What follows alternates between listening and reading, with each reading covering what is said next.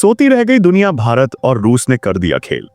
रातों रात भारत पहुंचे रूसी SU 7वें जनरेशन फाइटर जेट। ट्रंप की धमकी बेअसर। रूस बोला, हिम्मत है तो अब लगाओ वीटो। जी हां, इस वक्त बहुत बड़ी खबर निकल कर आ रही है।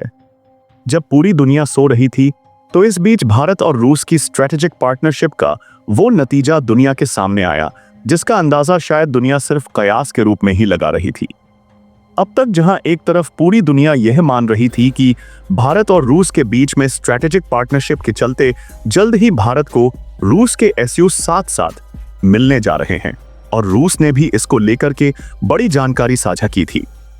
लेकिन अब इन सभी चीजों पर भारत और रूस की स्ट्रेटेजिक पार्टनरशिप भारी पड़ती नजर आ रही है, क्योंकि जब पूरी दुनिया गहरी नींद में थी, उस वक्त भारत की धरती पर रूसी कार्गो शिप उतर रहे थे और यह उतरने के साथ ही SU 55 भारत पहुंच चुके हैं।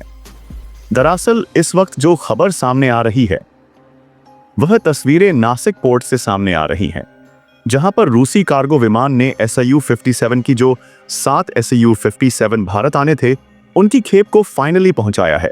और यह तस्वीरें साफ बता रही हैं कि अब दुनिया की धमकी का असर भारत पर तो नहीं पड़ने वाला है, और यह साफ दिखाई भी दे रहा है।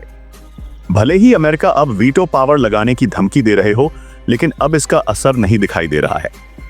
क्या है इस वक्त पूरी खबर? क्या पूरी अपडेट सामने आ रही है?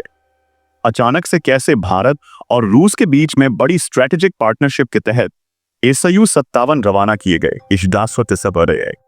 रूस की तरफ से, और किस कदर से अब वह भारत पहुंच चुके हैं, वो तस्वीरें सामने आ रही हैं। और अब इन्हें भारत किस तरीके से इस्तेमाल करने जा रहा है, जो कि अब इस वक्त बहुत अहम होने जा रहा है। दरअसल SSC 57 को नासिक स्थित HL यूनिट के पास ही उतारा गया है, और यहां पर अब इसमें फर्दर मेजर चेंजेस किए जाने वाले हैं, जो कि इंडिया के वेदर और भारत के ज्योग्राफिकल कंडीशन के अकॉर्डिंग होने वाले हैं। क्या है पूरी खबर? क्या पूरी अपडेट निकल करके आ रही है 57 को लेकर के? क्या तस्वीरें सामने आ रही हैं? सब कुछ बताएंगे आपको वीडियो में, साथ ही साथ वह फोटो फुटेज भी दिखाएंगे। तो चैनल पर बने रहे, वीडियो को लाइक और चैनल को अगर अभी तक आपने सब्सक्राइब नहीं किया तो सब्सक्राइब कर लें, और बेल आइकन को भी जरूर दबा लीजिएगा, क्योंकि आपके लिए यह महज कुछ 1 सेकंड का काम है, लेकिन इससे हमारी काफी बड़ी मदद होती है। दोस्तों, दरअसल भारत और रूस के बीच रक्षा स्तरीय उच्च वार्ताएं काफी लंबे समय से चल रही थी, और यह द्विपक्षीय वार्ताओं के तहत भारत और रूस के बीच में सबसे बड़ी डील जो चल रही थी वो थी एक 5th जनरेशन फाइट जेट को लेकर के। वजह साफ है कि भारत को अपने वर्तमान समय में 5th जनरेशन फाइटर जेट की बहुत ज्यादा जरूरत है। ऐसे में भारत को या तो अमेरिका के F-35 या फिर रूस से SU 57 लेना था, जिसके चलते अमेरिका ने पहले ही अमेरिका के F को भारत ने दरकिनार करते हुए रूस के साथ डील करने का फैसला लिया था, और इसको लेकर के इंटरेस्ट की बातें भी सामने आई थी। रूस ने साफ शब्दों में कहा था कि जल्द ही वह भारत को SU 57 देंगे, और भारत रूस का ही SU 57 लेने जा रहा है, लेकिन तब तक भारत ने इस पर कोई प्रतिक्रिया नहीं दी थी। फाइनली अब जाकर के इस पर जो खबर सामने आ रही है, पहले एक खेप और उसके बाद अब यह दूसरी खेप पर जो खबर सामने आ रही है वो बहुत अहम होने जा रही है। दरअसल हम आपको बता दें कि रूस से भारत 42 SU 57 खरीदने की डील कर चुका था, जिसको लेकर के पहली खेप में 24 और दूसरी खेप में 18। यह SP 57 भारत को रवानगी की जानी थी जो पहले डील हुई थी तखनीक उसके मुताबिक, और माना यह भी जा रहा था कि पहली खेप 1.5 सालों के अंदर अंदर रूस की तरफ से आएगी। लेकिन सवाल यह पैदा था कि क्या 1.5 सालों तक भारत एक 5th जनरेशन फाइटर जेट के लिए इंतजार करेगा? क्या भारत को इसकी तत्काल जरूरत है, और इसे भारत इतने समय तक इंतजार कैसे कर सकता है? फिर हुई भारत और रूस के बीच में government to government strategic deals की शुरुआत, जिसके बाद यह फैसला लिया गया कि जो SSC 57-22 भारत को बेली कैप में 1.5 साल के अंदर मिलने वाले हैं, वो कई शिफ्ट में भारत इस को रवाना किए जाएंगे रूस की तरफ से। और यह है भारत और रूस की पार्टनरशिप का सबसे बड़ा प्रमाण कि रूस ने किस तरह से भारत की जरूरतों और आकस्मिक स्थिति को समझते हुए भारत को SU-57 देने का निर्णय लिया था। रूस ने न सिर्फ S-55 दिया है, बल्कि भारत को रूस की तरफ से इस जो इसका सोर्स कोड है और वो ब्लूप्रिंट है, दोनों भारत को पहले ही पहुंचाए जा चुके थे, जिसके अकॉर्डिंग भारत के नासिक स्थित HL में SSC-57 की यूनिट को डेवलप किया जा रहा है। यह काम पहले से ही चल रहा है। ऐसे में रूस की तरफ से बहुत बड़ा यह स्टेप लेना, जो कि रूस की तरफ से 7 SU-55 भेजने का निर्णय लिया गया। खैर, जब बात 24 SP-55 की थी तो अचानक से यह डील में मेजर चेंज क्यों किया गया?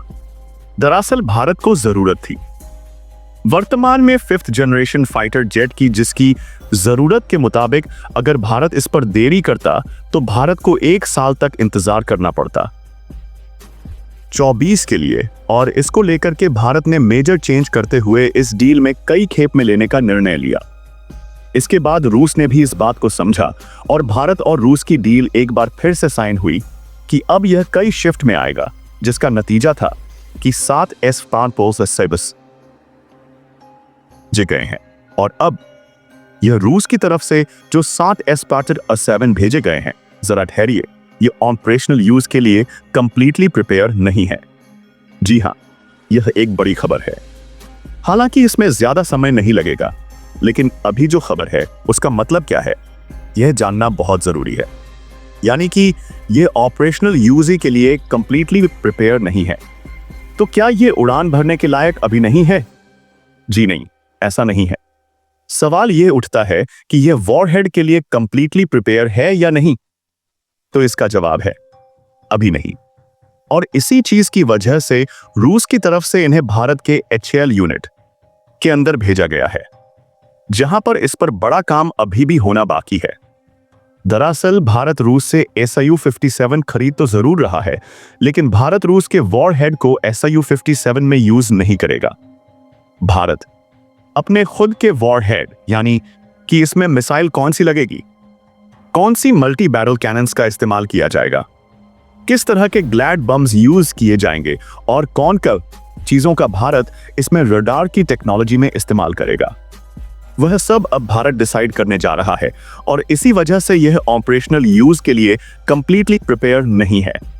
दरअसल अगर सीधे तौर पर समझा जाए तो SU-55 एक 5th जनरेशन फाइटर जेट है, जिसमें टोटल मिलाकर के 12 पॉइंट ऐसे हैं जहां पर वॉरहेड को कॉम्बैक्ट किया जा सकता है, यानी कि उन जगहों पर वॉरहेड लगाया जा सकता है। और इन वॉरहेड को सटीकता से इस्तेमाल करने के लिए इससे जॉइंट करना बेहद जरूरी होता है। अगर बात की जाए 5th जनरेशन फाइटर की, तो आपने चाहे अमेरिका का F-30 देखा हो, या फिर रूस का SP-57, या फिर चीन का Z-25, इन सभी में वॉरहेड बाहर विजिबल नहीं होते हैं। इसके पीछे का BDDDH रीजन है, वो भी बता देते हैं। दरअसल रीजन ये होता है कि जो SIU-77 या फिर कोई भी 5th रजिस्टर फाइटर जेट है, उसकी कैपेबिलिटी होती है कंप्लीटली स्टिल्थ होने की, और अगर वॉरहेड बाहर होंगे तो वह कंप्लीटली स्टिल्थ नहीं हो सकेगा। इसलिए इन्हें वॉरहेड फाइटर जेट के अंदर ही छिपाए जाते हैं, जो जरूरत के समय इनके ओपन होते हैं गेट, और वहां से वॉरहेड को ड्रॉप किया जाता है या फिर मिसाइल्स को लॉन्च किया जाता है। और इसी चीज की टेक्नोलॉजी अब भारत खुद में डेवलप करेगा, यानी कि भारत रूस की मिसाइलों का इस्तेमाल ना करके अपनी खुद की ब्रह्मोस, अपनी खुद की आकाश और अपने खुद के गौरव ग्लाइड बम, साथ ही साथ रडार टेक्नोलॉजी भी भारत इसमें अपने इस्तेमाल करने जा रहा है, जिसमें अब यह जो कंप्लीटली प्रिपेयर नहीं है, उसे नासिक स्थित HL यूनिट के अंदर, जहां सुखोई 30 MKI पहले से ही तैयार हो रहे हैं, वहीं इसे प्रिपेयर किया जाएगा। और इसमें भी माना यह जा रहा है लगभग 5 से 6 महीने का समय लग जाएगा। इसके बाद ही यह कंप्लीटली उड़ान भरने के लिए तैयार हो पाएंगे। खैर, यह तो रही बात ऑपरेशनल यूज की, लेकिन इसका मतलब यह नहीं है कि भारत को इसमें बहुत ज्यादा समय लगता है या फिर भारत इसे अभी उड़ा नहीं सकता है। अगर ऐसा समझ रहे हैं तो बिल्कुल गलत है। यानी कि यह उड़ान भरने के लिए कैपेबल है, लेकिन इसे प्रॉपर्ली कंप्लीटली एक स्टील फाइटर जेट के रूप में तैयार करने में भारत को अभी समय लगने जा रहा है। और यही वजह है कि रूस भारत को 7 Su-55 भेज चुका है। रीजन, रूस की एक बड़ी टीम भारत के अंदर काम करने जा रही है, जो कि इसे इसके वॉरहेड को भारत को अपने वॉरहेड में लगाने के लिए मदद करेगी। ना सिर्फ टेक्नोलॉजी ट्रांसफर की जरूरत इसके लिए पड़ती है, बल्कि इसके लिए सोर्स कोड की भी बहुत जरूरत पड़ती है। ठीक है, मोटा मोटी आपको एक बात और बता देते हैं। जैसा कि आपने राफेल को लेकर के खूब सुना होगा कि राफेल ने भारत को सोर्स कोड देने से मना कर दिया था, राफेल का फ्रांस ने, जिसके बाद भारत ने साफ किया था कि हमें इस पे अपने वॉरहेड लगाने थे, जिसमें हम वॉरहेड लगाने में कैपेबल नहीं हो पाए क्योंकि हमारे पास सोर्स कोड मौजूदा हालत में नहीं था। और यही सोर्स कोड इतना अहम हो जाता है कि अगर भारत को अपने फाइटर जेट, किसी भी फाइटर जेट में अपने वॉरहेड लगाने हैं तो सोर्स कोड की अहम जरूरत पड़ती है। और इसीलिए रूस ने समय से पहले ही भारत को ESV5 का सोर्स कोड प्रोवाइड कर दिया। यानी कि अब जो major manufacturing line, development line है, वह रूस की इंडिया के अंदर धीरे धीरे करके शुरू हो रही है। या यूं समझ लीजिए, रूस अभी फाइटर जेट को तैयार करके भारत भेजेगा और भारत उन्हें फाइनली कंप्लीटली यूजेबल बनाएगा। सुनिए, यहां पर बात यही नहीं खत्म होती है। दरअसल रूस और भारत के बीच में जो डील हुई है, उसमें रूस ने न सिर्फ भारत को S-57 दिया है, बल्कि भारत से कुछ मांगा भी है। जी हां, अब आप ये सोच रहे होंगे कि रूस के पास तो इतने अच्छे डिफेंस प्रोडक्ट्स हैं जो कि वो भारत और दुनिया को तमाम बिजनेसों को बेचता है, लेकिन रूस को ऐसी क्या चीज की जरूरत पड़ गई जो उसे भारत से लेने की जरूरत पड़ रही है। दरअसल अगर देखा जाए तो रूस के वॉरहेड, यानी कि जो Su-57 में रूस खुद भी इस्तेमाल करता है, वह काफी महंगे पड़ते हैं। लेकिन अगर वही कंपैरिजन किया जाए इंडिया के वॉरहेड से, यानी कि इंडिया के अस्त्र मिसाइल से, इंडिया की आकाश एयर डिफेंस सिस्टम से, इंडिया के ग्लाइड बम गौरव से, या फिर इंडिया के मल्टी बैरल कैन से, तो यह इनकी सबकी कीमत रूस से कहीं ज्यादा कम है। और जब बात साथ में साझेदारी की आती है तो दोनों देशों को फायदा होना बेहद जरूरी होता है।